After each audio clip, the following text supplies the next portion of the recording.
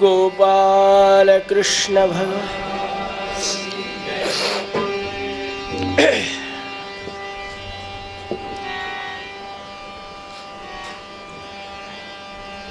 गोविंद हरे गोपाल हरे राधा रमणु गोविंद हरे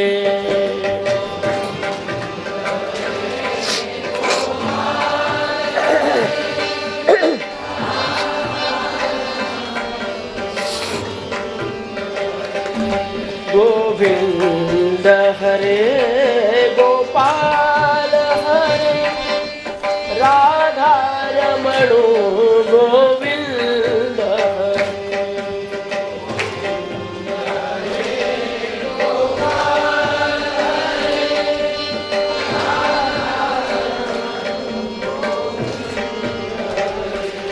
गोविंद हरे गोपाल हरे राधा रमणु गोविंद हरे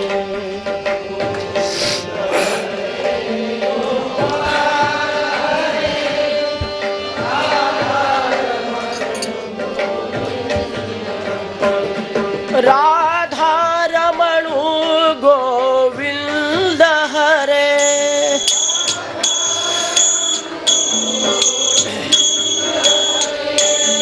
राधा रमणु गोविंद हरे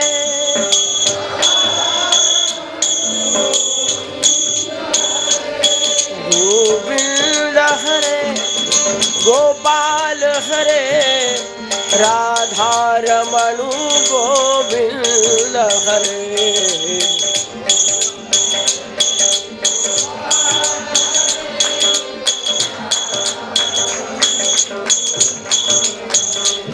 गोविंद हरे गोपाल हरे राधा रमणु गोविंद हरे जय हो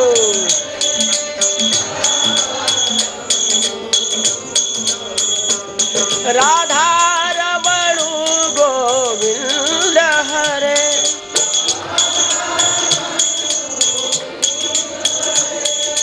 राधा रमणु गोपाल हरे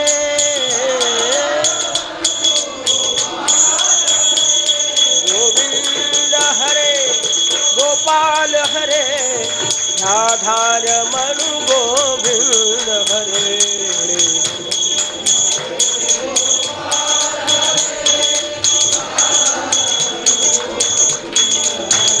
राधा रमणु गोविंद हरे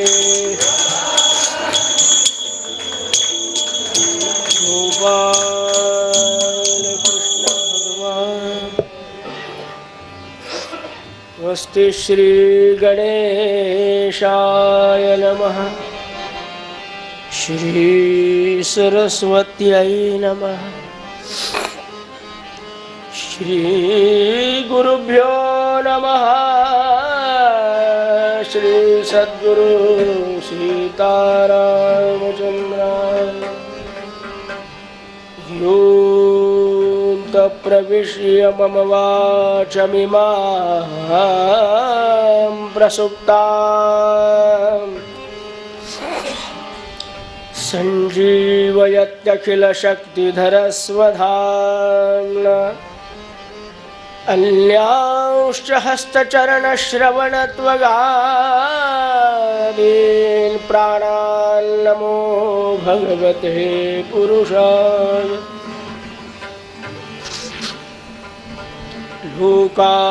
लोकाभिरामं रणरङ्गधीरं राजीवनेत्रं रघुवंश कारुण्यरूपं करुणाकरन्तं श्रीरामचन्द्रं शरणं वसुदेवसुतं कंसचाणूरमर्दनं देवकी परमानन्दं कृष्णं कृष्णाय वासुदेवाय हरये परमात्मने प्रणतक्लेश गोविन्दाय नमो। गुरुर्ब्रह्मा गुरुर्विष्णु गुरुर्देवो महेश्वरः गुरुस्साक्षात् परब्रह्म तस्मै जानकी जीवन स्मरण जय महारुद्र हनुमान वरद रामदास स्वामी। अनंत कोटि ब्रह्मांड नायक राजाधिराज सच्चिदानंद सद्गुरु श्री ब्रह्म चैतन्य जय।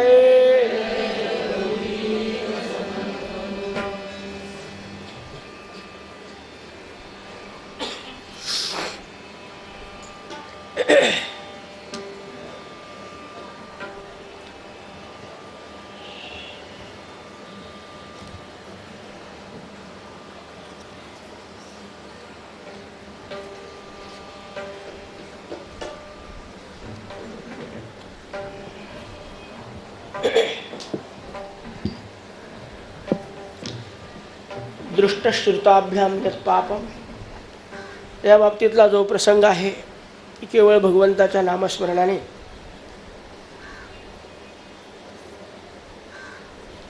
सगळ्या पापापासून जीव हा कसा मुक्त होतो, या बाबतीतला आजामेळाचा प्रसंग आपण पाहिला। आणि यमराजाने आज्ञा देऊन टाकली की शेवटी ज्याच्या मुखामध्ये भगवंताचं नाव येईल त्याला मात्र इकडे आणायचं नाही। म्हणजे तिकडे जायचं नसेल तर काय करायला पाहिजे, हा उलट सिद्धांत ह्या ठिकाणीच तयार झाला। आज आपल्याला या ठिकाणी कश्यप महाराजांचा वंश पाहायचा आहे। आपण सकाळच्या एका कथेमध्ये प्राचीन बरी राजाचं वर्णन ऐकलंय। त्याला 10 पुत्र झाले होते, त्यांचं नाव आहे प्रचेता। आणि ते आपल्याला सांगितलं की 32 श्लोकाचं एक स्तोत्र आहे। त्या स्तोत्राचे पाठ करण्यासाठी म्हणून समुद्राच्या विशिष्ट कुंडात गेलेला आहे।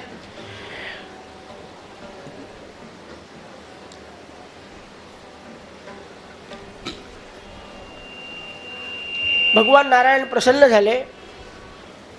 वारही नावाची एक अप्सरा त्यांना प्रदान करण्यात आली।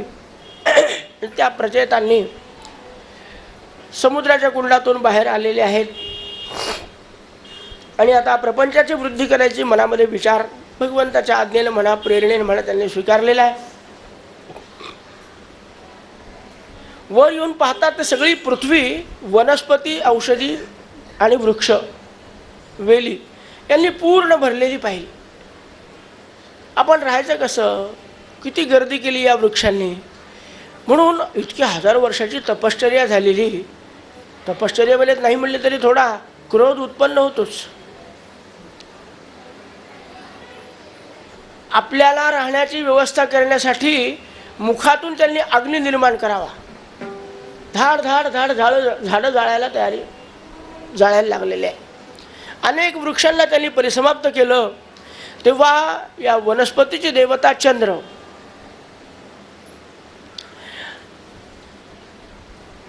प्रजापती दक्षाला त्यांनी सांगितलं की अरे हे काय करायला लागलात तुम्ही।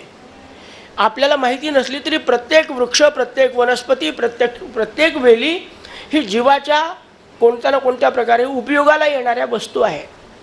परमेश्वराने उगाच काही निर्माण करून ठेवलं नाही, पण एकच आहे, योजकस्तत्र दुर्लभः। कोणत्या वनस्पतीचा, कोणत्या वृक्षाचा, कोणत्या पाल्यापाचोळ्याचा काय उपयोग होतो हे आम्हाला माहिती नाही।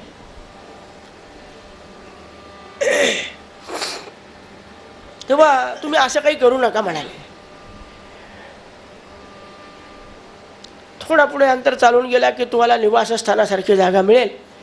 प्राचेता दक्ष पुढे गेलेला आहे आणि मग आपल्या पत्नीसह वर्तमान तो निवास करायला लागलेला आहे।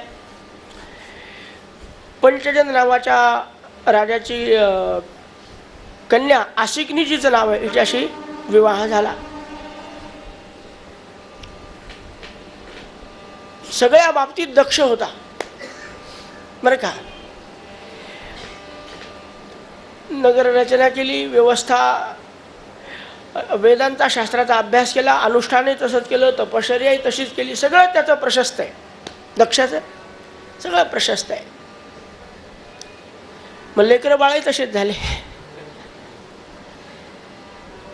मी संख्या सांगितली तर आपल्याला ऐकवणार नाही. 10,000 मुलं झाली. इलाज काय त्याला सांगणं भागेल आहे म्हणून.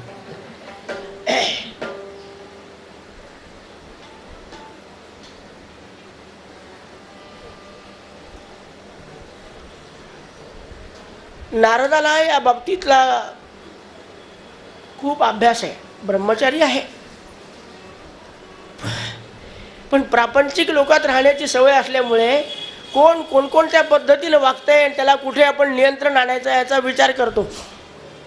धर्मगुरू आहे तो, आणि पहिल्यांदा धर्माधिष्ठित राजसत्ता असल्यामुळे धर्मगुरूची आज्ञा पालन करीत असत. आताची आपण निधर्मी राज्यात आहो असं म्हणतात ज्यांच्या हातात सत्ता आहे ते, पण बाकीच्या अनेक धर्मामध्ये, अनेक पंथामध्ये जर आपण पाहिलं तर धर्मगुरूची आजही आज्ञा प्रमाण मानली जाते. आमचाच धर्म असा आहे की शंकराचार्यांना सुद्धा जेलमध्ये टाकले तर सत्ताधीशांना त्यात आनंद वाटतो. आपला तो विषय नाही म्हणून बोलायचं नाही.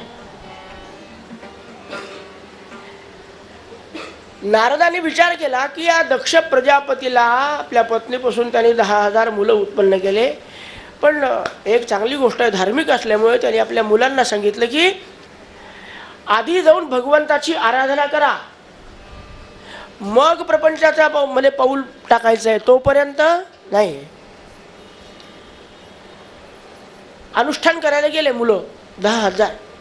एका विशिष्ट सरोवरामध्ये त्यांनी सांगितलं होतं, त्याप्रमाणे ते अनुष्ठानाला गेले. नारदाने विचार केला हीच संधी चांगली आहे, आणि नारद महाराज तिथे गेले.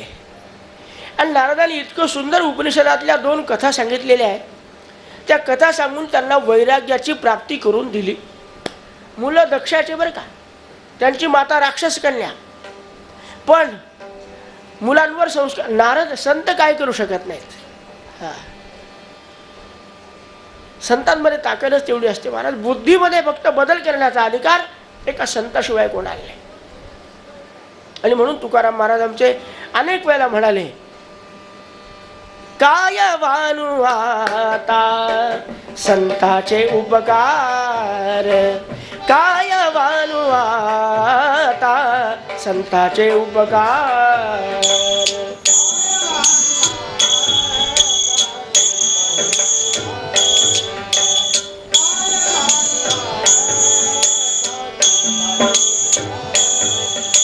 मज निरंतर जागविती, मज निरंतर जागविती, काय द्यावे यासी भावे उतराई.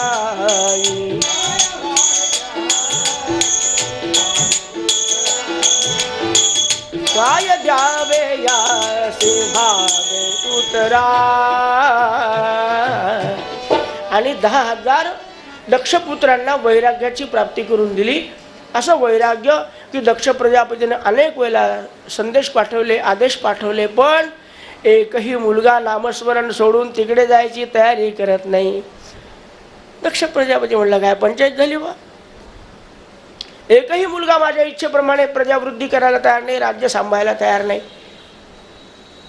पुन्हा आपल्या आसिकनी नावाच्या पत्नीपासून 1,000 मुलांना जन्माला घातलं. पण नारद म्हणले अजून हा काही सामान्य पातळीवर आलेला नाही. हे मुलं जेव्हा तपश्चर्या करायला गेले ना, तिथे पुन्हा नारद महाराज गेले आणि त्यांनी त्यांना तेच प्रबोधन केलं. तेही सगळे हातात माळा घेऊन जप करत बसले.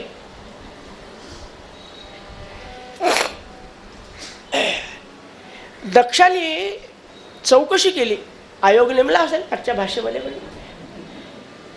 आणि त्याद्वारे त्याला समजलं की या सगळ्या पंचायतीमध्ये जर कोणी आपल्या मुलांना वैराग्याच्या दीक्षा देऊन भिक्षोर मार्ग प्रदर्शित हा भिक्षुकाचा मार्ग जर त्यांनी स्वीकारायला लावला असेल, कोणी असेल तर एकच आहे, तो म्हणजे नारद. एक दिवशी घेतली व नारदाची भेट. नारदा, स्वतः ब्रह्मचारी आहे, पण आमच्या प्रापंचिक लोकाच्या प्रपंचामध्ये लुडबुड करता ना तुम्ही, तुम्हाला शाप देऊन टाकतो, आयुष्यात लग्न होणार नाही. आमच्या लेकराच्या हातामध्ये माळा देऊन बसवल्या. काही मुलं तर इकडे ठेवायचे प्रपंचात. मग दक्ष प्रजापतीच्या लक्षात आलं की यामध्ये नारदाचा काहीतरी सात्विक हेतू आहे का, जगाच्या कल्याण. मग त्यांनी मुलीला जन्माला घातलं. त्या मुली आहेत 60. म्हणले बरं आहे, आता मुलीच्या मागे लागायचं नाही, कारण पुढचे लोक सगळा बंदोबस्त पुढे करणार आहे.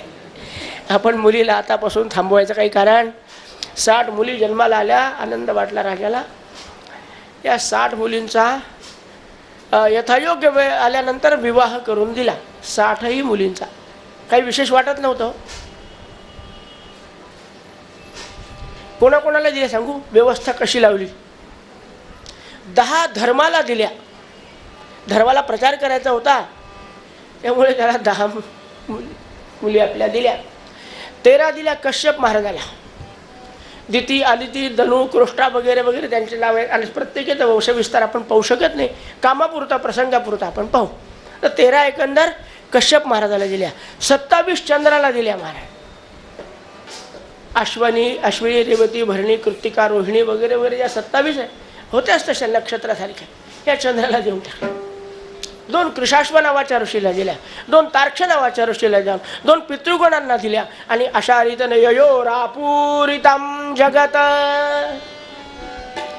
त्यांच्या प्रपंच वृद्धीनं सगळ्या जगामध्ये म्हणाले आज जेवढे माणसं दिसतात ना, त्यांची कृपा आहे, दक्ष महाराजाची.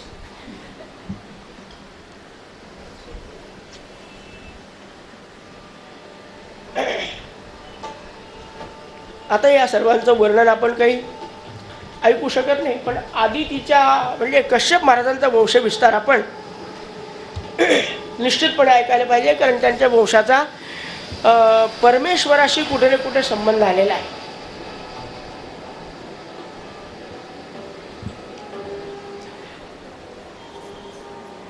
ज्येष्ठ पत्नी कश्यप महाराजांची जी आहे तिचं नाव आहे आदिती. तिला विवस्वान, आर्यमा, पुषा, त्वष्टा, धाता, विधाता, सविता, भग, उरुक्रम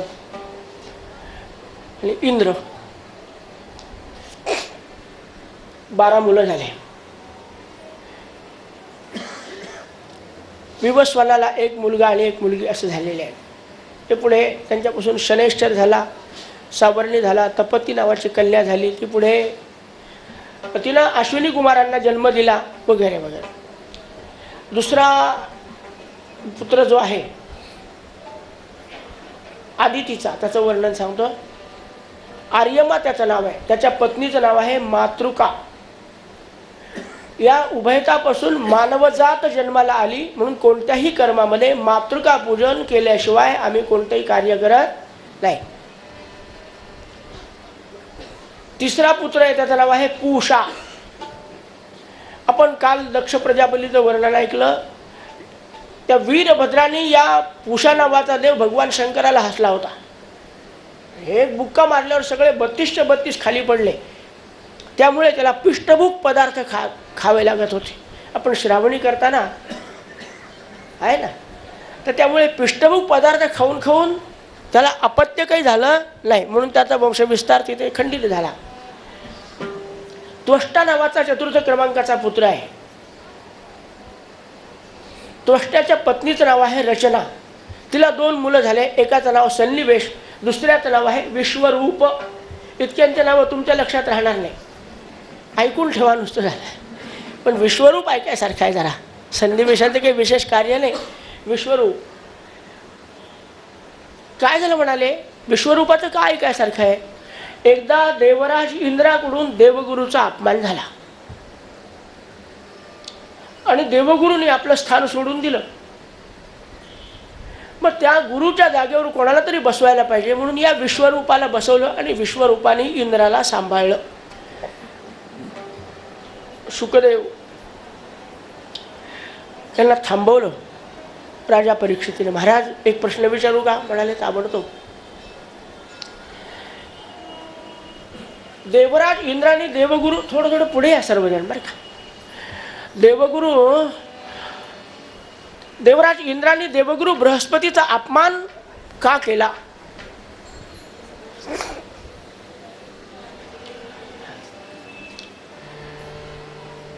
बृहस्पतीचा अपमान, गुरुची किंमत, गुरुची महती इंद्राला माहिती नव्हती का?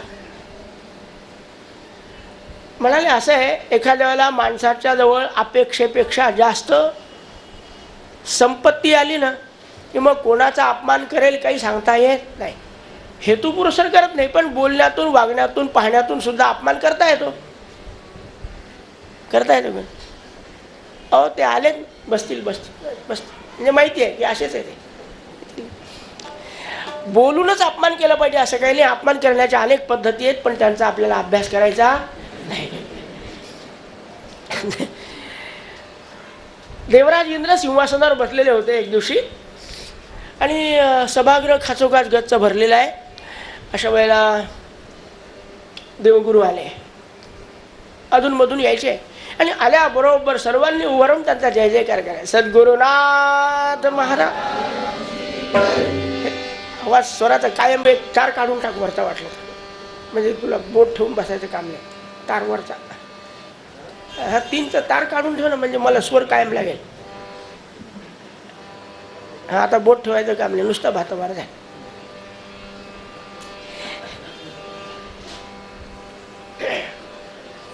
सद्गुरुनाथ महाराज की जय.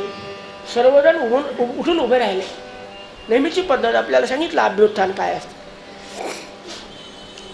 इंद्राला म्हटलं गुरुजी रोजचेच आहेत, त्यांच्यासाठी आसन ठेवलेलंच आहे, आपण उभं राहिलो, येतील बसतील, आल्यावर आपण पायावर डोकं ठेवून नमस्कार करू. म्हटलं ते गुडघे टेकू, पण आल्यावर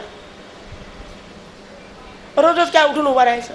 म्हणून देवराज इंद्राने थोडं दुर्लक्ष केलं, बोलला काही नाही, पण नुसतं पाहिलं नाही त्यांच्याकडे. गुरुला वाटलं अरे मी काही मागायला येतो का तुला? आमच्या आशीर्वादाने केवढं ऐश्वर वैभव भोगतो, पण आम्ही पर्णशाळेतच राहतो ना, काही मागतो का तुला? आमची एकच इच्छा असते की राजा हा धर्मकार्य करतो, देवांना सांभाळतो, दैत्यांना पराभूत करतो, आपण जावं, विजयोस्तू आशीर्वाद द्यावा म्हणून आम्ही येतो म्हणाले. पण आमच्या आशीर्वादाची गरज तुला नसेल तर आमच्या साधनेचा वेळ आम्ही तुझ्या दरबारामध्ये घालायला काही रिकामे नाही. तिथेच अदृश्य झाले. देवगुरु अदृश्य झाल्याबरोबर उभेच आहेत लोक, बाकीचे बसायला तयार नाही. का आपण गुरुजी आले नाही. इंद्राने सांगितलं द्वारपालांना, कोण आहे तिकडे? गुरुजी कुठे गेले पा? सद्गुरू म्हणजे काय आपले सालदार असतात का? काय मर्यादा ठेवली पाहिजे सद्गुरुनाथांची.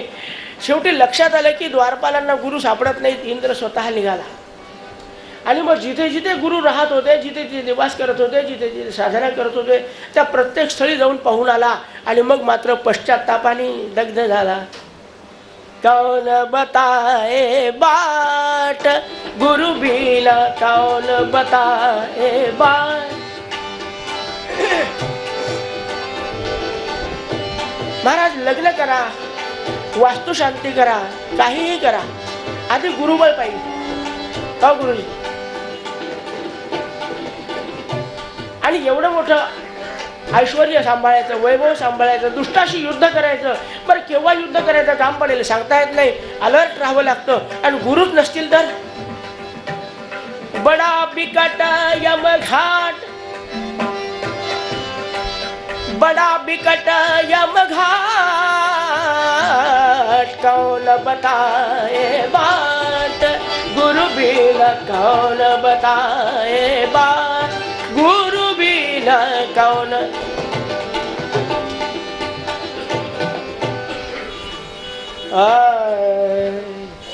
घाबरला. सद्गुरूचं बळ नाही, काय करायचं.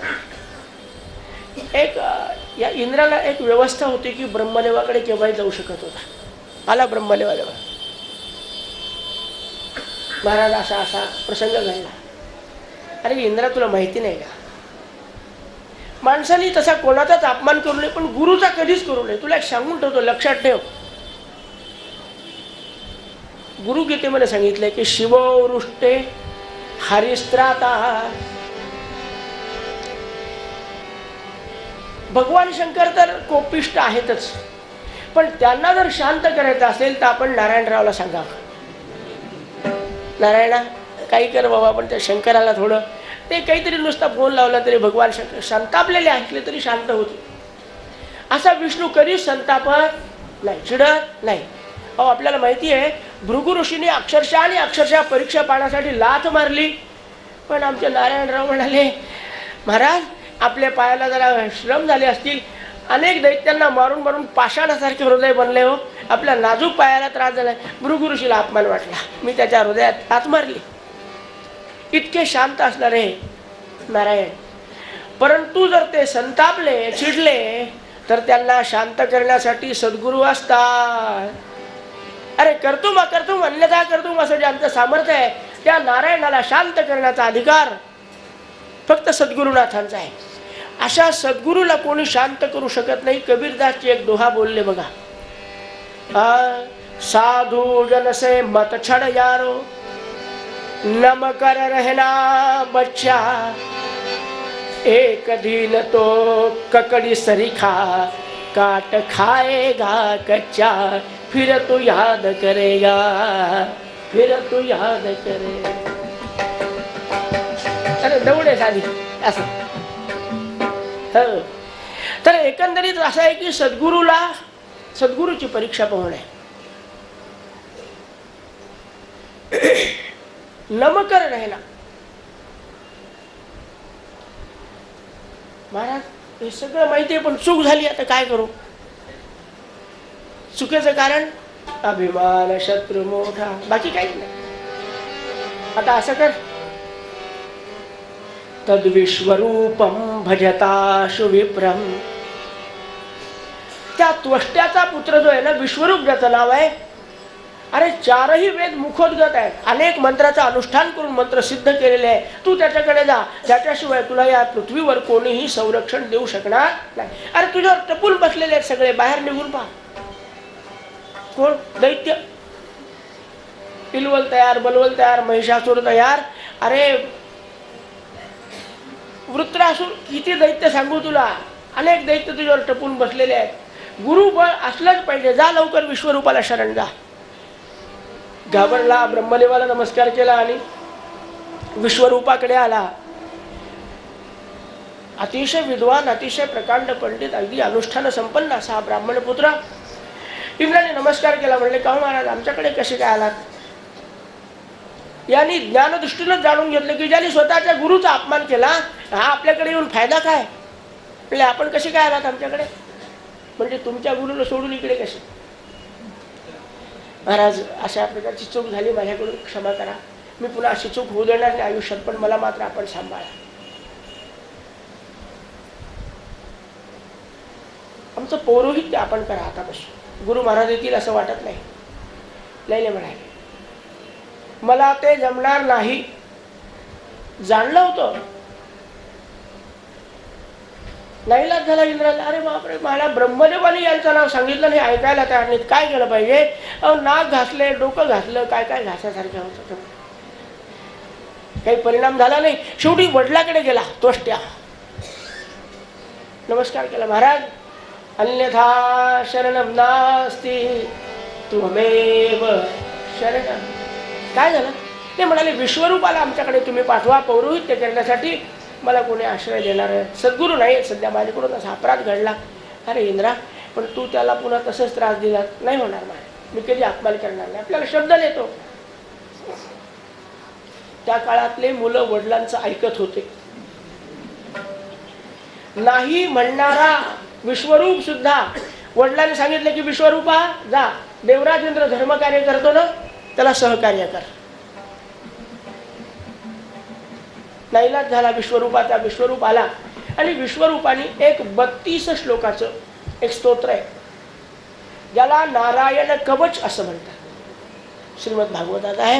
या नारायण कवचाचं त्याला शिकवलंय ते कवच. सुंदर स्तोत्र आहे ते. त्याचे पाठ केले आणि मंत्ररूप कवच आपल्या अंगावर धारण केलं आणि इंद्राला त्याचा अनुभव आला. अनेक दैत्याशी युद्ध करत असताना आणि नारायण कवचाचं पाठ करायचं आणि युद्धाला जायचं, विजयी होऊनच परत यायचं. काय आनंद वाटला. विश्वरूपाची रोज स्तुती चालू आहे, रोज पूजा, रोज शाल गुरुजीला. पण एक दिवशी ज्यांच्या हातात सत्ता आहे असे माणसं जर कच्च्या कानाचे असले तर काय होतं. या इंद्राला कोणीतरी येऊन सांगितलं की इंद्रा तुला माहिती आहे का, तस्यासन त्रिवेणी, या विश्वरूपाला 3 मस्तक आहेत. असू दे म्हणाले, ब्रह्मदेवाला 4 आहेत, वाईट वाटायचं काय कारण आहे आपल्याला.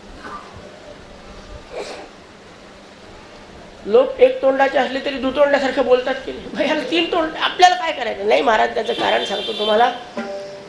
एका मुखाने हा देवांचं बळ वाढावं म्हणून आहुती देतो, स्वाहाकार करतो, यज्ञ करतो. आणि एका मुखाने आपलं मातुल गोत्र, राक्षस कुलातली माता आहे त्याची, आपल्या मातुल कुलाची वृद्धी व्हावी म्हणून यज्ञ करतो. तिसऱ्या मुखाचा उपयोग मी सांगणार नाही, आधीच ब्राह्मणाला लोक नावं ठेवतात म्हणून. म्हणाले राक्षसांचं बल संवर्धन करतो हा. हो, ऐकल्याबरोबर ध्यानस्थ बसलेला होता विश्वरूप आपल्या आश्रमामध्ये. इंद्र आला आणि वज्राने मस्तक उडवलं. झाली ब्रह्महत्या. ब्रह्महत्या मागे लागल्यावर इंद्राच्या शरीराचा थरकाप उडायला लागला. महाराज अंगावर भग पडायला लागले. घाबरला. काय करायचं विचारायचं कोणाला, गुरु नाही राहिले ना. आणि गुरुच्या स्थानी बसवलेल्या विश्वरूपाचं आपण मस्तक उडवलंय, काय करायचं आता. पुन्हा ब्रह्मदेवाकडे आले. महाराज मी काही माझ्या स्वार्थासाठी उडवलं का याचं मस्तक, हा राक्षसांचं बल संवर्धन करतो म्हणून याचं मस्तक उडवलं, देवकार्य करण्यासाठी मी केलंय. आणि ही ब्रह्महत्या माझ्या एकट्याच्या मागे लागली, सर्वांच्या मागे लागली तर मला काही वाईट वाटणार. बरं असं कर म्हणाले, या ब्रह्महत्येचे 4 विभाग कर आणि टाकून दे, बस विभागणी करून टाक. बरोबर आहे तुझं. तो एक त्याज्य पदार्थच आहे, पण ते ब्रह्महत्येचं रूप आहे. तिसरा दिला वनस्पतीला, त्यामुळे वनस्पतीमधून डिंकासारखा जो द्रवपदार्थ बाहेर पडतो ना, ते ब्रह्महत्येचं स्वरूप आहे. आणि चौथा दिला स्त्रियांना. अशा रीतीनं ब्रह्महत्या वाटून टाकली. आज पुन्हा इंद्राला आपलं ऐश्वर मिळालं. पण महाराज इंद्राला ऐश्वर मिळालं, वैभव मिळालं, आनंदाने राहायला लागला. हा सगळा प्रसंग त्याला समजला. कोणी सांगितलं असेल, कोणाला, त्वष्ट्याला, की तुझ्या मुलाला पाया पडून तुला शब्द देऊन घेऊन गेला, इंद्राने काम करून घेतलं आणि त्याचं मस्तक उडवलं. काय समजतो इंद्र स्वतःला.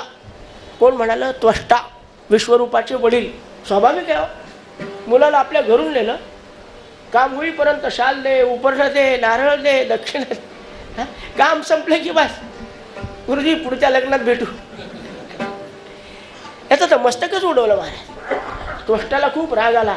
त्वष्ट म्हणजे काय, विश्वरूपाचा बाप आहे, सगळी मंत्रसंहिता मुखोद्गत असणारा.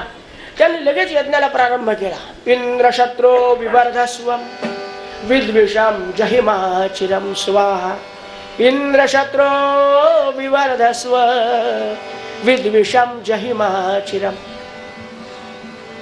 हे अग्निनारायणा, या यज्ञकुंडातून इंद्राचा वध करणारा पुत्र मला जन्माला घाल. इंद्रशत्रो हो विवर्धस्व.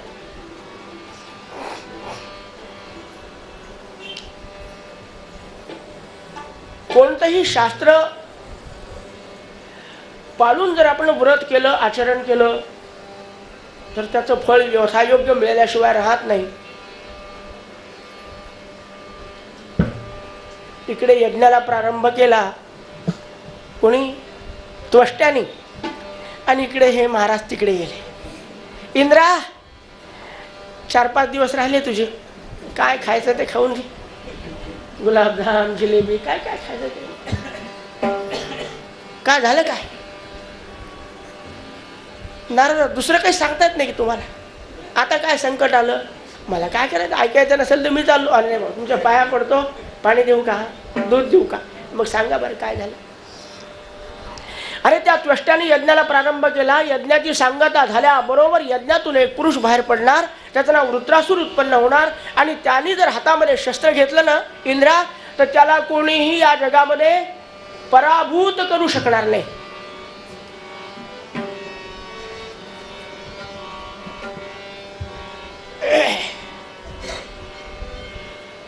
वा नारदा, बरं सावध केलं तुम्ही, पण इतक्या उशिरा 4 दिवसात मी काय करू? पाहा बघ तुझं तू काय करायचं. महाराज हे पहा, ज्या डॉक्टरला रोग ओळखू आला ना तोच औषध देऊ शकतो. मला तुम्हीच सांगा आता मी काय करू? मला काही समजत नाही. वा तू आता ब्रह्मदेवाला विचार, कोणाला विचारायचं ते विचार. नाही नारदा, पाय सेवा वे सेवा, पाय सेवा वे सेवा, सद्गुरुचे प्रेम भावे, सद्गुरुचे प्रेम भावे, पाय सेवा वे सेवा.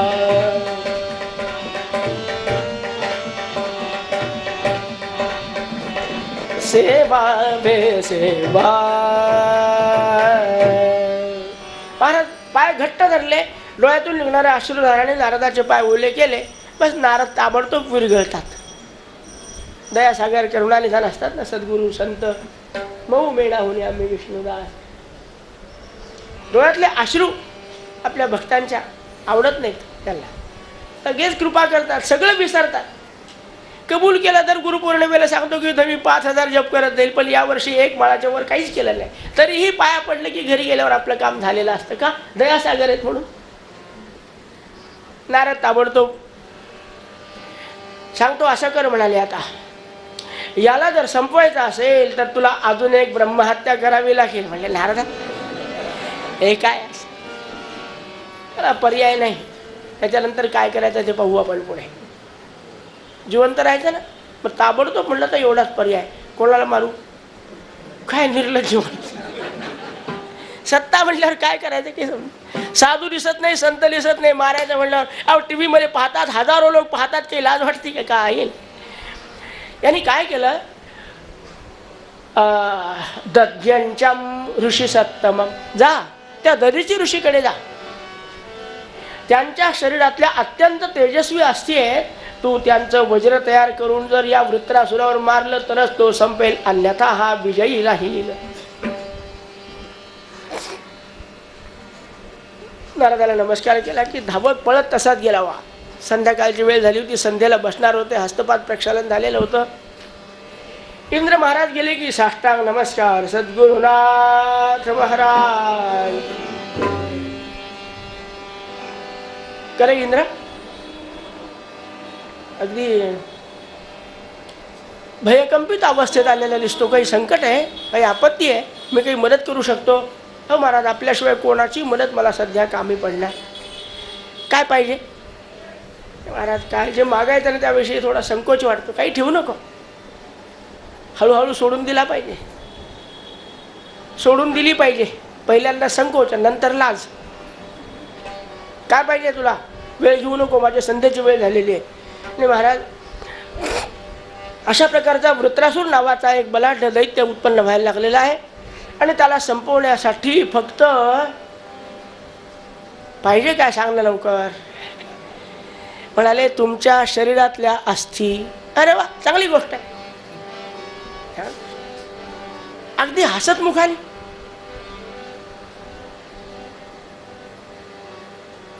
काय अंतःकरण असतं संताचं. अस्थी पाहिजे ना. एक क्षणभर थांब, मी प्राणायाम करतो, मस्तकाचा भेद होईल, माझा जीवात्मा परमेश्वरामध्ये निघून जाईल, माझ्या शरीरातले अस्थी काढून घेऊन जा. देवकार्य होत असेल, एखादा दैत्य संपत असेल, अरे माणसाच्या अस्थीचा उपयोग नाहीच आहे काही. माणसाच्या अस्थीचा तेव्हा कोलगेट निघाली नव्हती म्हणून सांगतो, काही अस्थीचा उपयोग नाही. पण तुला जर होत असेल तर मी. आणि महाराज प्राणायाम केला, हो मस्तकाचा भेद केला, एका क्षणामध्ये जीवात्मा परमात्म्यामध्ये विलीन करून टाकला, आणि राहिलेल्या देहाच्या अस्थी इंद्राने काढल्या. बाकीच्या शरीरावर काय करायचे संस्कार केले, अस्थी गोळा करून आणल्या. विश्वकर्म्याला बोलवलं. विश्वकर्मा हा त्यांचा कारागीर आहे देवांचा. त्याला बोलवलं, म्हणाले विश्वकर्मा, एका रात्रीतून वज्र तयार कर आणि माझ्याजवळ आणून दे. एका रात्रीत काय आस्थेवर संस्कार केले असतील विश्वकर्म्याने ते काही लिहून ठेवलेलं नाही भागवतामध्ये. वृत्रासुराला संपवण्यासाठी वज्र तयार केलं, इंद्राजवळ आणून दिलं. तोपर्यंत दुसऱ्या दिवशी यज्ञाची सांगता झालेली होती. वृत्रासूर बाहेर पडला, त्वष्ट्याला नमस्कार केला. किम करो मी, जा म्हणाले इंद्राला संपवून ये. वृत्रासूर निघाला, हजारो दैत्यसेना बरोबर घेतलेली आहे आणि इंद्राला युद्धासाठी आव्हान करायला लागला आहे. मोठ्या मोठ्या रणदुंदुब्या वाजू लागल्या. धीम धीम तनन धीम, रणदुंदुब्या वाजू लागल्या. सगळे सैनिक जमा झालेले आहेत. इंद्राला समजलं इंद्रही आलेला आहे. आपली चतुरंगिणी सेना घेऊन आला. युद्धाला प्रारंभ झाला. काय शस्त्रास्त्रांचा एकमेकावर मारा करतात महाराज. अनेक दैत्य ताड ताड ताड मस्तक उडवायला लागलेले आहेत.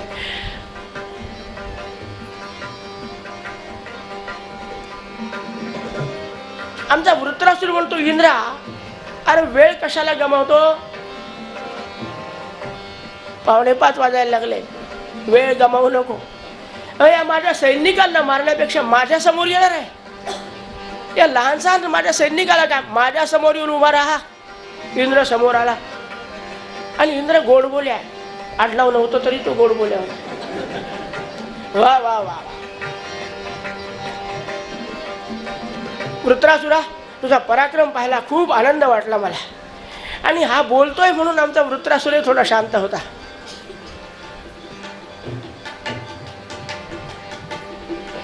वृत्रासुर थोडा शांत होता, त्या संधीचा फायदा घेतला आणि देवराज इंद्राने बोलता बोलता 2 परीघ हातामध्ये घेतले, खाडकन मारले. हो, वृत्रासुराचे 2 हात तोडून टाकले. म्हणून गोड बोली म्हणलो. बोलता बोलता परीघ मारला, वृत्रासुराचे 2 हात तोडले. धावत धावत आला वृत्रासुर आणि काय करावं, ऐरावतावर बसलेला होता.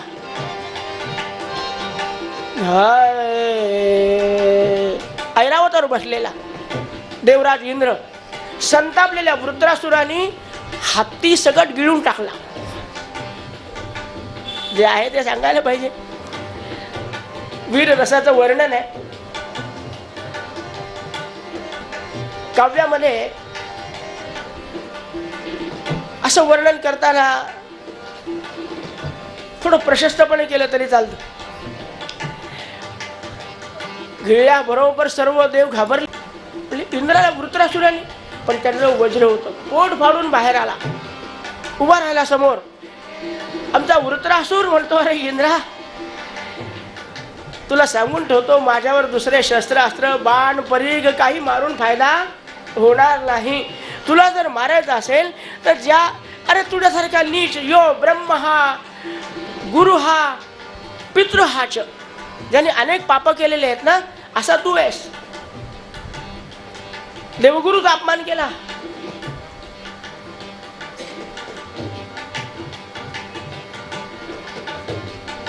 विश्वरूपाचा वध केलास. आता मला संपवण्यासाठी दधीची ऋषींच्या शरीराच्या अस्थी काढून आणल्या. अरे अस्थी तुला समजत नाही, मला माहिती नाही का. अस्थी म्हणजे काही गोदरेजच्या अलमारीतून काढून आणायची गोष्ट आहे का.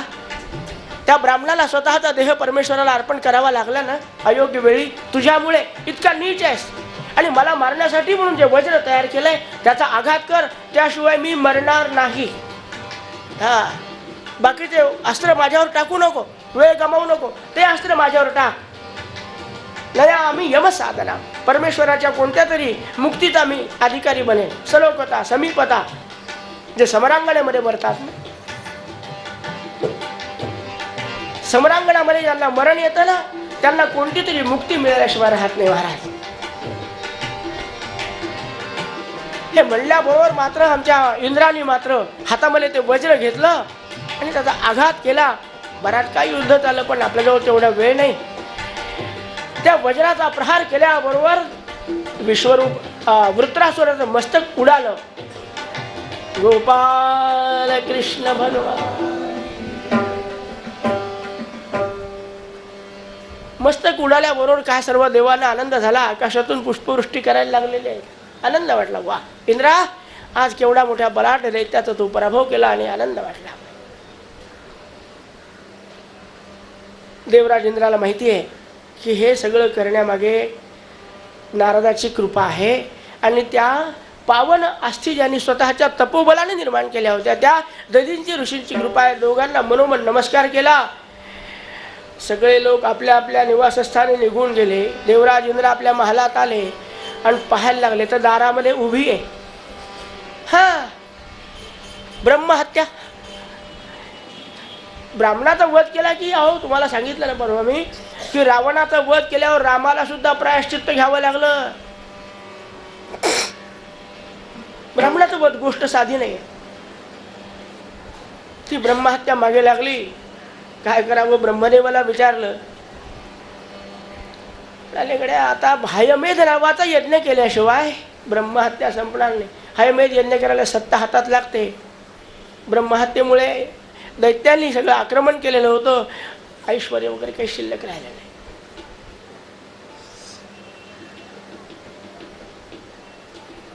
रिक्त झालेल्या सिंहासनावर गलित गात्र झाल्यानंतर काय सिंहासनावर बसेल हा.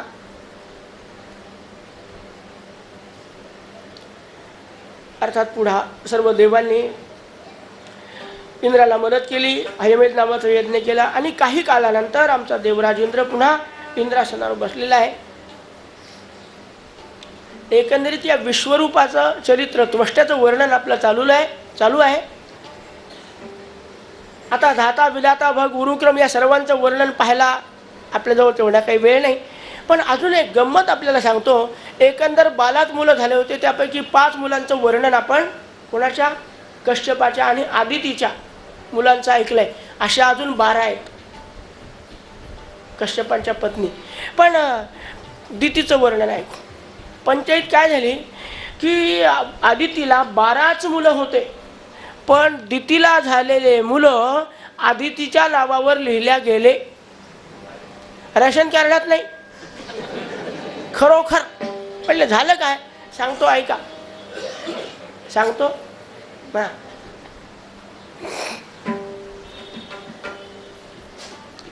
कथेच्या व्यवस्थेसाठी आपल्याला सांगतो. अजून संपायचं आहे हिरण्यकश्यपू. पण त्याला त्याची वेळ भरल्याशिवाय संपवता येत नाही. पण कथेच्या व्यवस्थेसाठी सांगतो की हिरण्याक्ष आणि हिरण्यकश्यपू दोघंही संपले. हतपुत्रा जिचे दोन्ही मुलं मारल्या गेलेले आहेत अशी दिती अत्यंत संतप्त झाली की काय माझ्या मागे लागलंय. माझ्या सवतीला 12च्या 12 सगळे कायम आहेत. दष्टपुष्ट आहेत. विवस्वानार्य मापुषा. आणि मला 2 मुलं झाले. पण तेही या नारायणाने इंद्रासाठी शिल्लक ठेवलेले दोघांना संपवून टाकलं. काय करावं. त्रस्त झालेली दिती एक माहितीची कसंही असलं तरी माझा पती त्याची पत नारायणाजवळ आहे. मी त्याची सेवा केली ना तर ते माझी मनोकामना पूर्ण करतील. म्हणून दितीनं काय केलं. पतीची सेवा जरा वाढवली. म्हणजे करत नव्हती अशी नाही पण त्यापेक्षा जास्त वाढवली.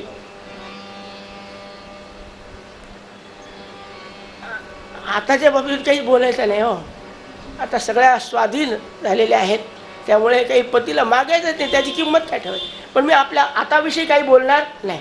पूर्वीचं सगळं सांगतो. पूर्वी संक्रांत आली दिवाळी आली की जरा नवऱ्याची सेवा वाढायची. काय पाहिजे यावर्षी काही नाही. संक्रांतीला चप्पल हार असला तरी पुढे. मग दिवाळीला बूट हार घेऊ आपण. सध्या चप्पल. तशी ही दिती जास्त सेवा करायला लागली. तिची सेवा पाहून कश्यप महाराजाचं ब्लड प्रेशर वाढायला लागलं. म्हणलं ही काही साधी नाही. साधी नाही. एक दिवशी विचारली हिम्मत करून बायकोला दितीला. दिते तू फार सेवा करायला लागली. म्हणाले आतापर्यंत मी थंड पाण्याने आंघोळ करत होतो पण कालपासून गरम पाणी गंगाळात आणून टाकते. माझा पंचा मला घ्यावं लागायचा पण कालपासून तू माझ्या बाथरूममध्ये पंचा आणून ठेवायला लागली. सवळ्याच्या मिऱ्या करून ठेवते. इतकी सेवा कशासाठी करते. काही पाहिजे का तुला. म्हणले काही नाही हो. पती रे वैनारी नाम दैवतम प्रथमम. स्त्रियांचं दैवतच पती असताना तुमची सेवा करते. अगं पण आपल्या लग्नाला 40 वर्ष झाले. इतकी सेवा कधी केलेली. कालपासून कशी वाढली. हे बघ काही संकोच करू नको, काय पाहिजे ते सांग, मी तुझी मनोकामना पूर्ण करील. फार पंचायत असते बरं. माणसाने कोणालाही शब्द लिहिताना 100 वेळा विचार करावा, पण बायकोला शब्द लिहिताना 150 वेळा विचार केला पाहिजे. ज्यांनी विचार न करता शब्द दिला ना, काय झाले दशरथाचे हाल. त्याचे हाल झाले, पण चांगल्या चांगल्याचे गाल बसतात महाराज. म्हणून विचार करून शब्द दिला पाहिजे. पण आमचे कश्यप महाराज दितीला म्हणाले, दिते पाहिजे ते माग, तू मागशील ते देतो. एवढंच पाहिजे होतं तिला. म्हणजे महाराज एकच पाहिजे, प्रसन्न हात आपण मिळाले. पुत्रम इंद्रहणम वृणे, इंद्राचा वध करणारा मुलगा मला झाला पाहिजे. अलीक पंचायत. इंद्र कोणाचा मुलगा आहे? कश्यपाचा. कोणाला झालेला? आदितीला. एकीला मुलगा करायचा आणि दुसरीचा संपवायचा. म्हणजे काय पंचायत? उद्या ती पाया पडेल, उद्या ती पुन्हा जास्त सेवा करेल. म्हणजे काय हेच करायचं का? देवाला प्रसन्न करायचं सोडून दिलं, बायकांनाच प्रसन्न करत बघा. आज गेला आणि उद्या तिला, आज उद्या. हे काय अनर्थ परंपरा मागे लागले म्हणले. का काय झालं, घाबरले का? नाही का, तुला काय घाबरायचं? एवढं तुझं माझ्यावर प्रेम, माझं तुझ्यावर प्रेम, जीव जाई इतकं प्रेम आहे आपल्या इकडे. पण आता तू मागितलं तर थोडा विचार करावा लागतो ना. व्रत सांगावं लागेल तुला. तुम्ही व्रत सांगा महाराज. अगदी डोळ्यात तेल घालून तुम्ही सांगितलेलं व्रत करील. पण इंद्र म्हणे, इंद्र काय पुत्रम इंद्रहणम वृणे. कश्यपाने विचार केला आणि सांगितलं की आठवलं बरं का, काळजी करू नको, पण 1 वर्षभर तुला पूर्ण व्रतस्थ राहावं लागेल. म्हणले 1 वर्ष काय, 12 वर्ष. बोलू नको जास्त, ऐकून घ्या. मध्ये मध्ये बोलायची सवय चांगली नसते बायकांना. पूर्ण ऐकून घ्यावं मग बोलावं. असं कश्यप आदितीला बोलले. हो,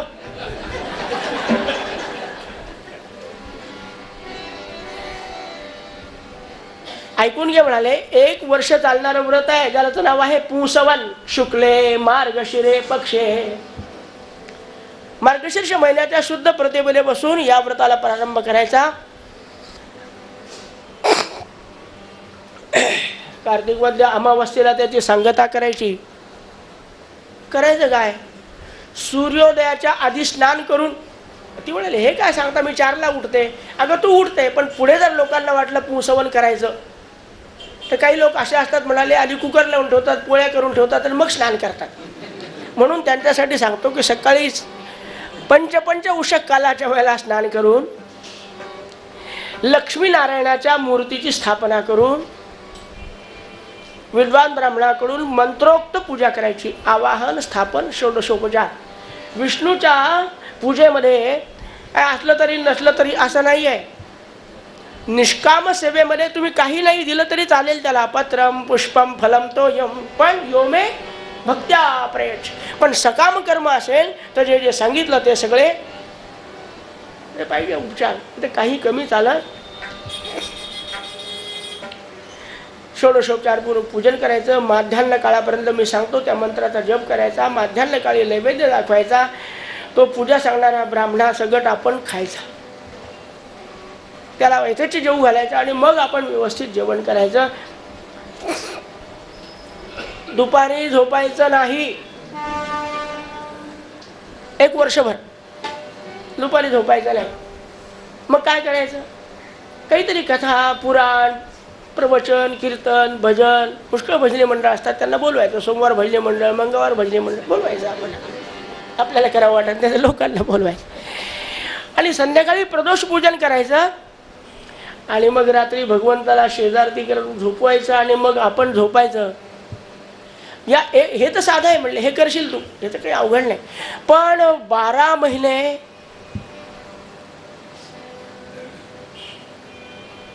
अपवित्र शब्द तोंडातून काढायचे नाही. अहो मुद्दाम काढत नाही आपण, पण आपल्या तोंडात येतात. पोरं जर उन्हात क्रिकेट खेळत असलेल्या तर आई प्रेमाने म्हणते, ए मेल्या तिकडे काय मरतो, तिकडे मर सावलीत. प्रेमाने म्हणतात. पण मेल्या शब्द आला ना, वर्षभर अपशब्द काढायचा नाही. लिहून ठेव सगळे नियम. 12 महिने कोणाची निंदा करायची नाही. हे फार मोठं आहे महाराज. दिसतं सोपं पण साधी गोष्ट नाही.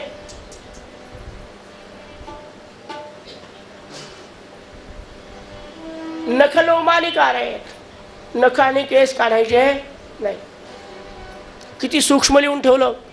कशासाठी सांगतो, त्या काळात ब्युटी पार्लर नव्हते, तरी लिहून ठेवलं की नख आणि रोम काढायचे. काय माहिती होती पहा व्यासांना. हे बघ म्हणाले, ह्याच्यातला एका नियम तुटला तरी चालेल, पण उष्ट्या तोंडाने झोपायचं नाही. सगळे नियम मी बरोबर लिहून ठेवते. सकाळी उठली की पारायण करत जाईल. नियमाचं पारायण करू नको, तू नियम पाळ. म्हणले हो ठीक. मार्गशीर्ष महिन्याला सुरुवात केली, नियमाला पाळायला प्रारंभ केला. आणि महाराज व्रतही चालू आहे, पतिराजांची सेवा चालू आहे. गर्भिणी राहिल्या.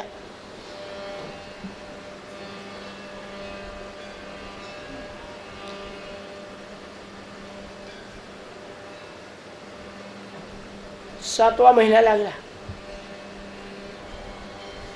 निघाले. राधाधर मधु मिलिंद जय जय, राधाधर मधु मिलिंद, रमा रमण हरि गोविंद, रमा रमण हरि गोविंद.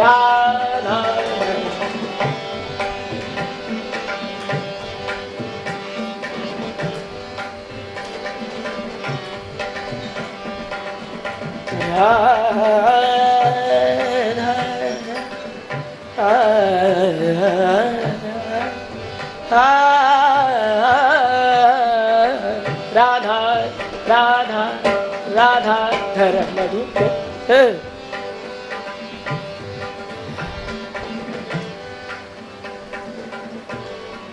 इंद्राने स्वागत केलं. वा स्वागतम सुस्वागतम.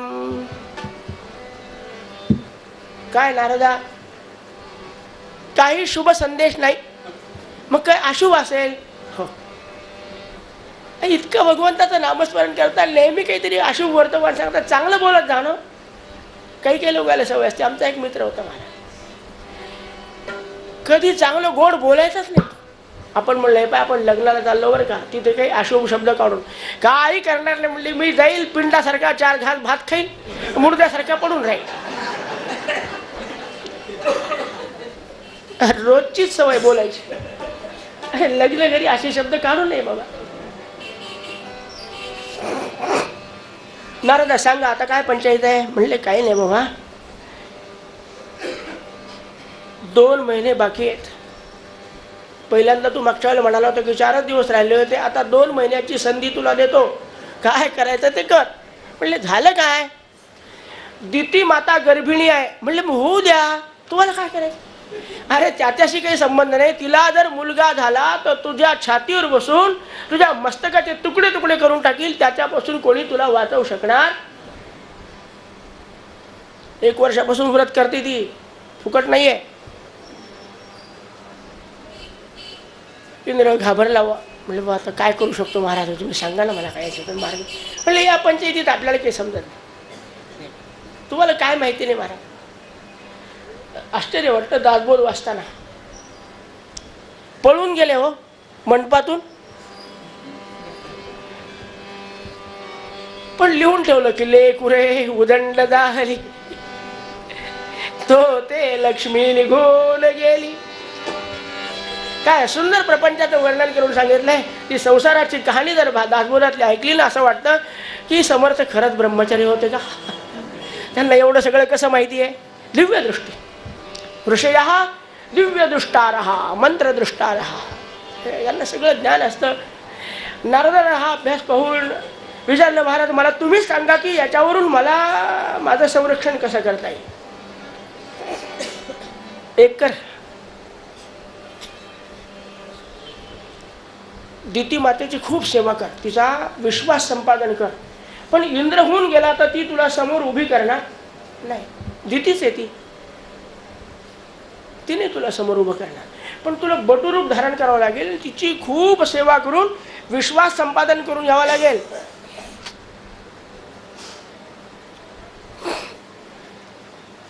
ठीक आहे बा, मग जातो. आणि हे बघ, चुकून सुद्धा हे काम मी कसं करू, मी इंद्र आहे असं वाटू देऊ नको. दास्यम सेवेति नीचवत विनम्र भावानं पडलं ते काम करायचं, गाई वासरं सांभाळायचे, शेण काढायचं. शेण होय, आश्रमामध्ये काय असतं? शेणच असतं. ते काढावं लागतं, सारवावं लागतं, सगळं करावं लागतं. करील म्हणला आणि निघाला. देवराज इंद्र आला, बटुरूप धारण केलं आणि दिती अंगण वगैरे झाडत काहीतरी होती. संध्याकाळची वेळ, गाई बांधायच्या, वासरं बांधायचे, धार काढायची. 7वा-8वा महिना लागला.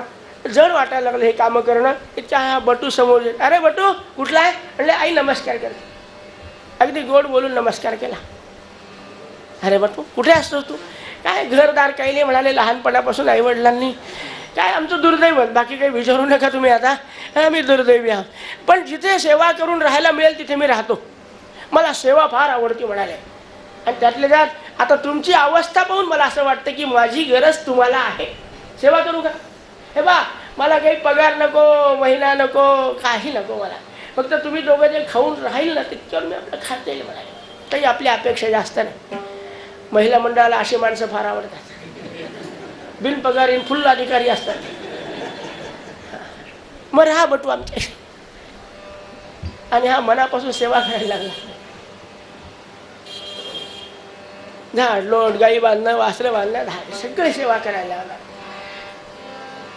रोज अगदी. मग दिती त्याला सोडायची नाही. जेवायच्या वेळेला, चहा प्यायच्या वेळेला, दूध प्यायच्या वेळेला, नाश्ता करायला. अरे काय बटू बटू बटू म्हणलं की लुटू लुटू यायचा आणि बसायचं आपल्या त्याच्याबरोबर खायचा, गुटू गुटू. बाळा माझ्यावर झोपायला जाय तू, चांगली गोष्ट आहे. मला काय सांगितलं होतं की उष्ट खाईल त्या दिवशी उदरामध्ये प्रवेश करायचा आणि बाळाचा घात करायचा. एक दिवस, काही दिवस निघून गेले. 9वा महिना संपत आला महाराज. आणि एक दिवशी शेजारच्या बहिणीनं सत्याम्बा का सत्यनारायण काहीतरी केला होता. प्रसाद आणून दिला होता. प्रसाद घेतला की खाल्ला. आता सुस्ती आलेली, रात्रीची वेळ झालेली. आपण प्रसाद का खाल्ला? आपण काय जेवण केलं का फराळ केला का काय केलं? तशीच पडली. इंद्राला इतका आनंद झाला, वाह आज संधी मिळाली.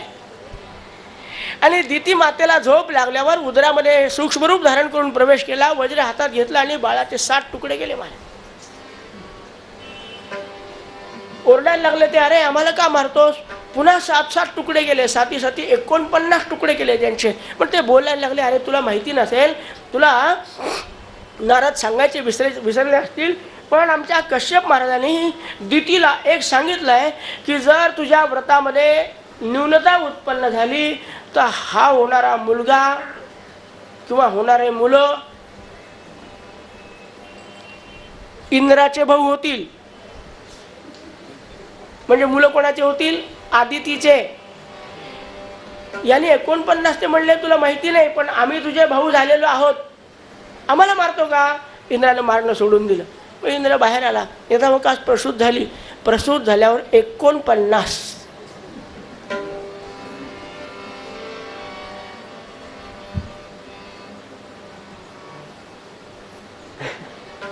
अवघड असतं.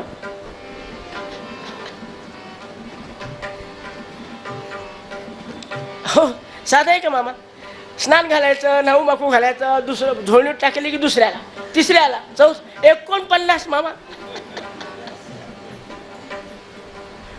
त्रस्त झाली. नवऱ्याला बोलावलं, का हो महाराज मी एक मुलगा मागितला, हे 49 हे कशी काय? अगं असू दे काय, तुम्हाला काय होतं? आता किती लंगोट शिवावं लागतील? माझे 4 लुगडे तुमचे 6 धोत्र फाडले, अजून लंगोट शिवणं होईल.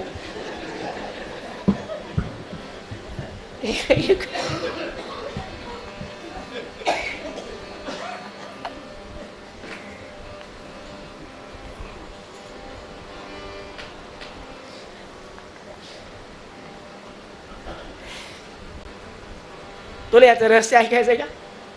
त्या बटूला बोलाव. हा बटू लांब जाऊन उभा राहिला होता. हा कशाला समोर येईल? त्याला माहिती आहे की ती कशी असली तरी पतिव्रता आहे. तुका म्हणे पतिव्रता, तुका म्हणे पतिव्रता,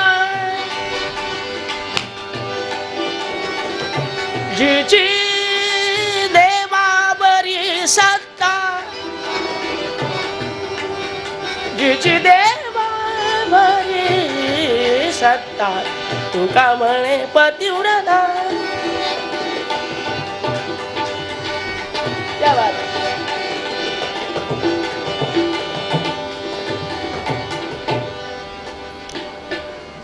आम्हाला वाजवणारे फार चांगले आहेत, आम्हाला म्हणजे तबला आमचा आहे.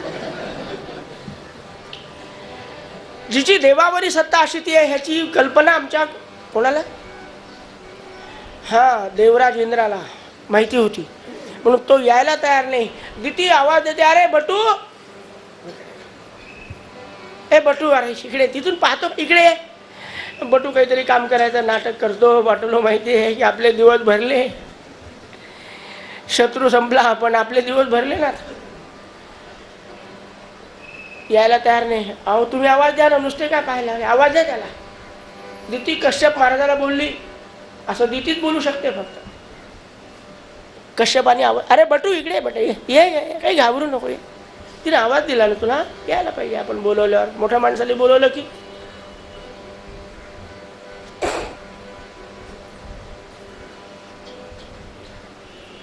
इंद्र अतिशय हुशार आहे स्वसंरक्षणाच्या बाबतीमध्ये. आल्या बरोबर त्यांनी कश्यप महाराजाकडे पाहिलं पण नाही. दितीला नमस्कार केला. आई नमस्ते. अरे नंतर कर नमस्कार. नाही, तू काय विचारणार आहे मला माहिती आहे. आधी माझ्या मस्तकावर हात ठेव, मला अभय दे, आणि मग तू विचार काय विचारायचं ते. अरे प्रश्न विचारण्यासाठी अभयाचा काय संबंध ते तुला माहिती नाही. ठेव डोक्यावर हात ठेव. इतकी सेवा केली होती 2च महिने की दितीचा नाईलाज झाला. अभयम. आता सांग, मला एक मुलगा व्हायच्या ऐवजी 49 कसे झाले. म्हणले आई ते बाबांना माहिती, मला काय माहिती. अरे ते म्हणाले तुला माहिती आहे, सांगतो की नाही. सांगतो. खरं सांगू काय, मी बटू नाही. तू व्रत केलं होतं मला संपवण्यास. मी इंद्र आहे. इंद्र आहे का? आत्ता हात ठेवलाय, हात ठेवलाय. इतकी चिडली होती, पण नाईलाज झाला. जा, तुझं तोंड पाहायची इच्छा नाही मला. आणि जाता जाता हे सगळे घेऊन जा. 49च्या कशाला पाहिजे मला. आता तुझे भाऊ झाले ना, सांभाळ तू. कशासाठी प्रसंग सांगितला की आदितीला 12च मुलं झाले, पण दितीचे 49 मुलं आदितीच्या नावावर खपवल्या गेले. ते का, त्याच्यासाठी एवढं सगळं हे पुराण सांगावं लागेल.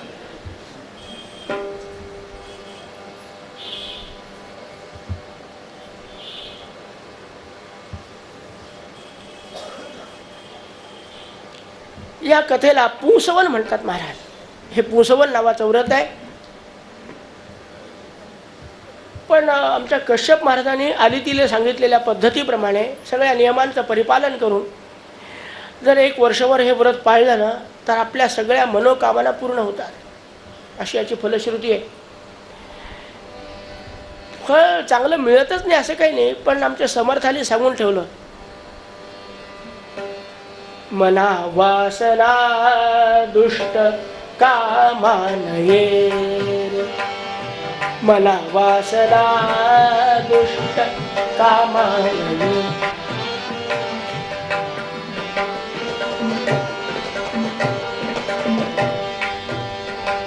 मना सर्वथा पाप बुद्धी नको रे. मना सर्वथा पाप बुद्धी नको रे. मना वासना दुष्ट कामानये.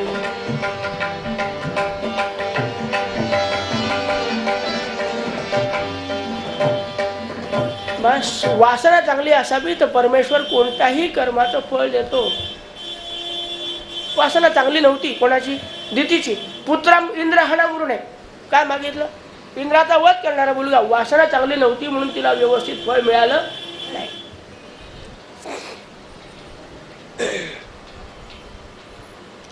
षष्टम स्कंदाची सांगता झाली. राजा परीक्षितीने विचारलं, महाराज तुम्ही त्या कथेसाठी सांगतो म्हणाला, पण दितीला झालेल्या मुलांच्या वर्णनामध्ये हिरण्याक्ष कसा संपला आहे पहिल्या दिवशी सांगून मोकळे झालात, पण हिरण्यकश्यपू कसा संपला आहे सांगितलं नाही ना अजून. कथेसाठी आपण सांगितलं की 2 मुलं मारल्या गेले, पण हिरण्यकश्यपू. माझा एक प्रश्न आहे म्हणाले महाराज,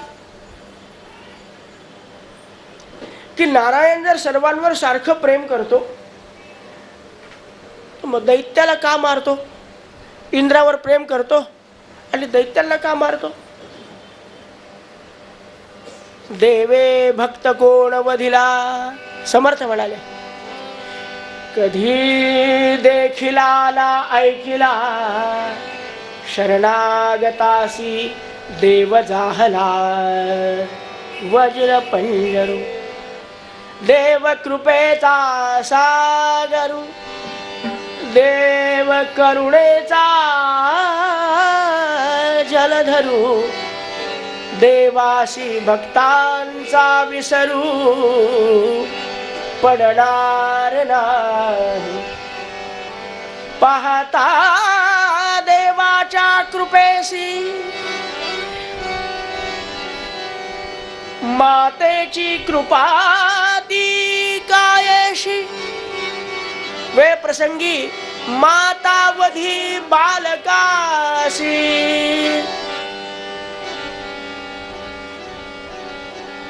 देवे भक्त कोण वधिला, देव तर कोणाचा वध करत नाही, पण इंद्राला सांभाळण्यासाठी याला मारलं, त्याला मारलं, त्याला. अरे नाही, तुझा गैरसमज आहे म्हणाले.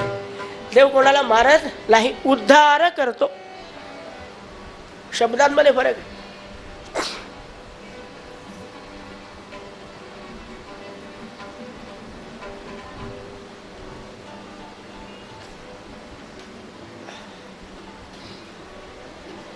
देव फक्त उद्धार करतो. कुठेतरी सूक्ष्म वासना या दैत्यांची असते की आमचा उद्धार झाला पाहिजे, पण खूप पाप केलेले असतात, त्यामुळे त्यांचा उद्धाराचा मार्ग त्यांना सापडत नाही. म्हणून एक प्रकारची भक्ती आहे, त्या भक्तीचं नाव आहे विरोध बुद्धैव हरिम प्रयाण. विरोध बुद्धीने आपला होईना, पण भगवंताच्या हातानं आपला वध झाला पाहिजे, हा त्यांचा हेतू असतो. आणि भगवंत प्रत्येकाचा हेतू पूर्णत्वाला नाही. तो सांगतो म्हणाले काय प्रसंग झाला. हिरण्याक्ष संपला, भगवान नारायणाने संपवला.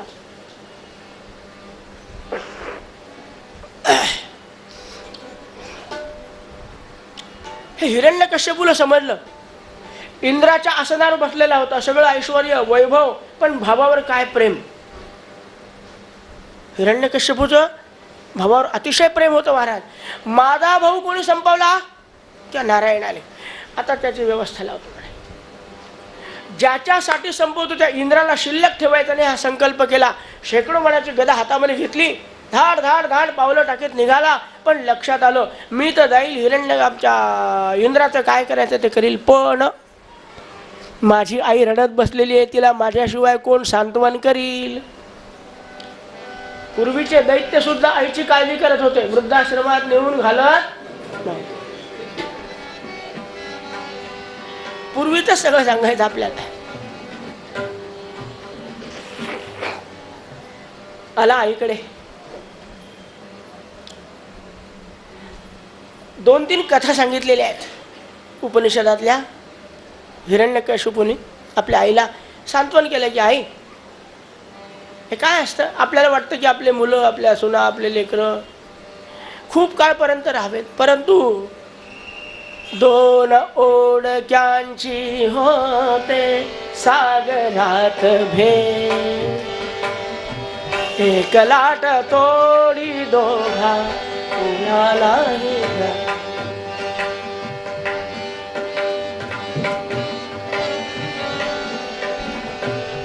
नद्याम काष्ठौग वचला. हा ज्याचं ज्याचं संपलं ना, तत्त प्रारब्ध संशयात कोणाला राहावं लागतं, कोणाला जावं लागतं.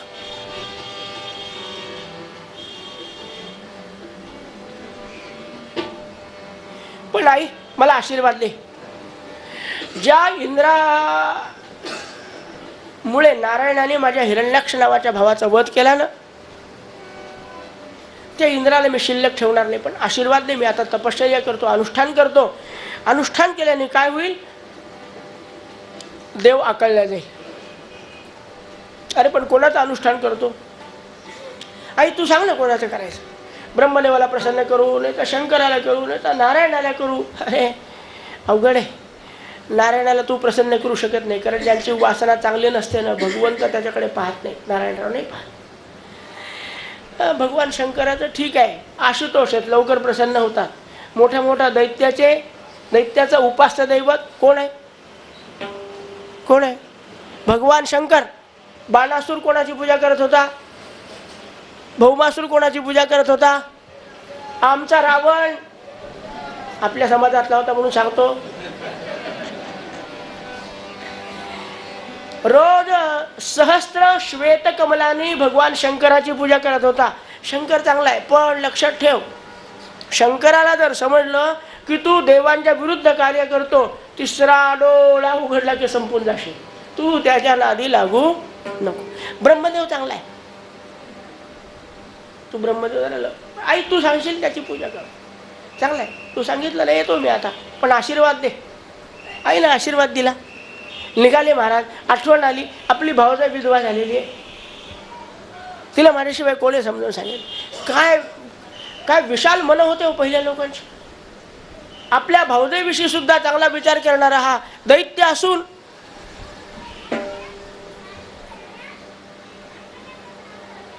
सांत्वन केलं, काळजी करू नका, मला शुभ संदेश द्या. ज्यांनी माझ्या बंधूला संपवलं ना, त्या इंद्राचा मी आज वध केल्याशिवाय राहणार नाही म्हणाले. समाधान दिलं आणि निघालेलं आहे. तिचं ऋषाभानू असं नाव आहे. कोणाचं? हिरण्याक्षाच्या बायकोचं नाव ऋषाभानू आणि हिरण्यकश्यपूजा. थोड्या वेळाने पाहायचं ना आपल्याला काय गडबड आहे नावाची तिच्या. दोघींचं सांत्वन केलं आणि हिरण्यकश्यपू निघाला. कुठे आला? सतेपे मंदरद्रोण्या तप परममास्थितः. मंदराचल नावाचा हा उच्चतम पर्वत, त्याच्या खाली एक दरी होती, अतिशय हुशार. अशा ठिकाणी बसलं पाहिजे की पावसाळ्यात पाण्याचा थेंब अंगावर पडणार नाही, उन्हाळ्यामध्ये सूर्याचे किरण कधी भूपृष्ठापर्यंत पोहोचू शकणार नाही, अशी जागा निवडली. पादांगुष्ठाश्रितावनी, उजव्या पायाच्या अंगठावर संपूर्ण जोर दिला, दोन्ही हात वर केले. ओम नमो ब्रह्मणे, नमो अस्त्वघ्नये, नमः पृथिव्यै, नमो औषधीभ्यः, नमो वाचस्पतये. ब्रह्मदेव प्रसन्न होण्यासाठी ब्रह्मदेवाच्या महामंत्राने प्रसन्न करण्याचा प्रयत्न केला. या दुष्टांचं एक चांगलं असतं, काही करायचं तर मनापासून करतात.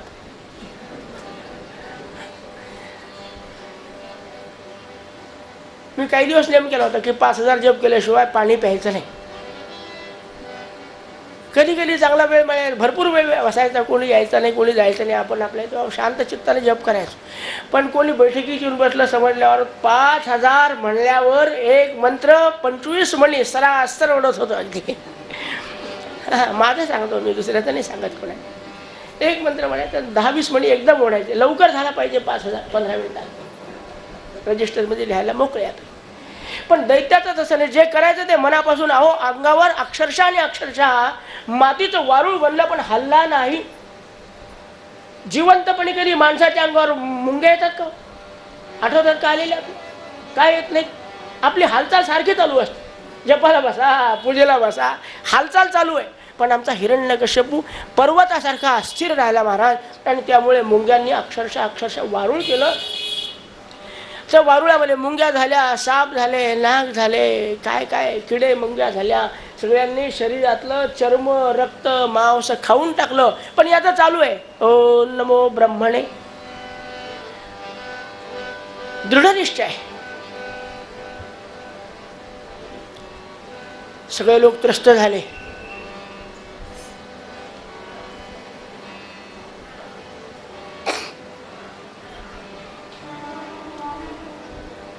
काय करावं? किती कठोर तपश्चर्या आहे. ब्रह्मदेवाला हा काय मागेल? ब्रह्मदेव थोडे भोळे आहेत. शिरान पोहे दिले की काही म्हणतात काय हरकत नाही, तुमच्या लग्नाला आपल्याकडून कपडा. काय होईल काय नाही. इतरांना वाटत होतं, ब्रह्मदेवाला स्वतः भीती वाटत होती महाराज. ब्रह्मदेव त्या हिरण्यकश्यपूकडे पाहायला तयार नाहीत. त्याचं मात्र ओम नमो ब्रह्मणे, नमो अस्त्वघ्ने.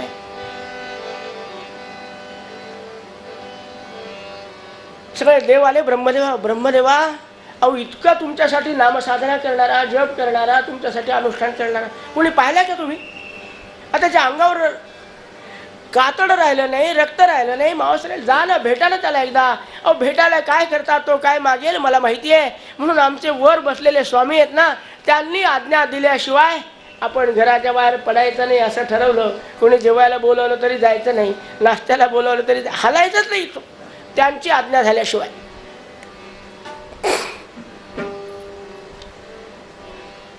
सर्वांनी भगवंताची प्रार्थना केली. गोविंद हरे गोपाल हरे राधारमण गोविंद हरे.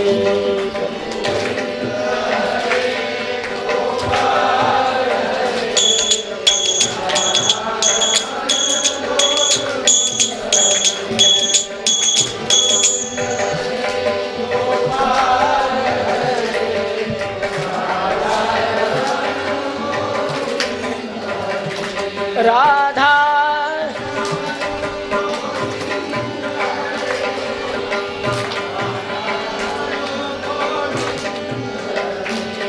गोविंद हरे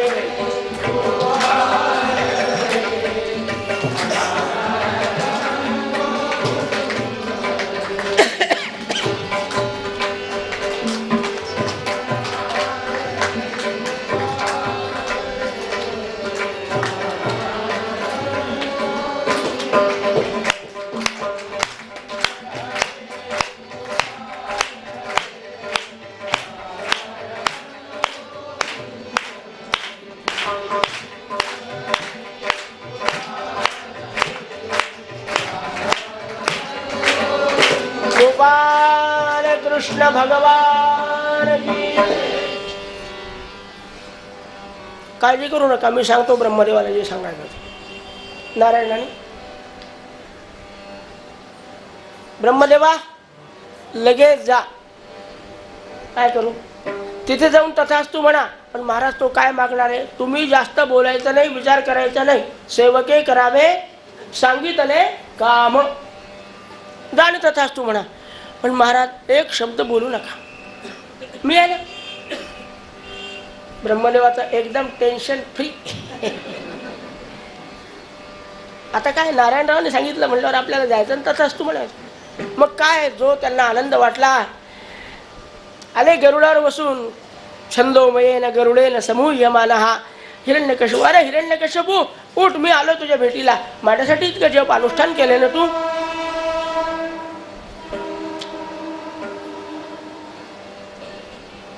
हिरण्यकशिपूच्या शरीरात त्राणच राहिला नव्हता. एवढा बलाढ्य शरीराचा असून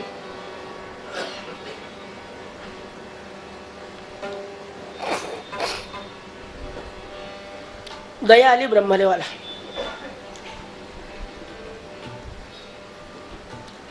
कमंडलुगतम तोयम. आपल्या हातात कमंडलू होता, त्या कमंडलूतलं पाणी घेतलं आणि हिरण्यकश्यपूच्या अंगावर शिंपडल्या. बरोबर महाराज पुन्हा जसाच्या तसा, जेवढा आडवा होता जेवढा उभा होता तयार झाला. मातीतून बाहेर आला आणि पाहतो, वा ब्रह्मदेवा फार लवकर आलात. साष्टांग नमस्कार केला.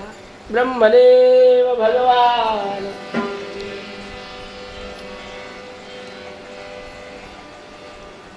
नतोस्मि ते नाथ पदारविंदम. म्हणे बघ, ती स्तुती स्तोत्र ते पाठ काही करू नको. काय पाहिजे ते लवकर माग. काय पाहिजे तुला?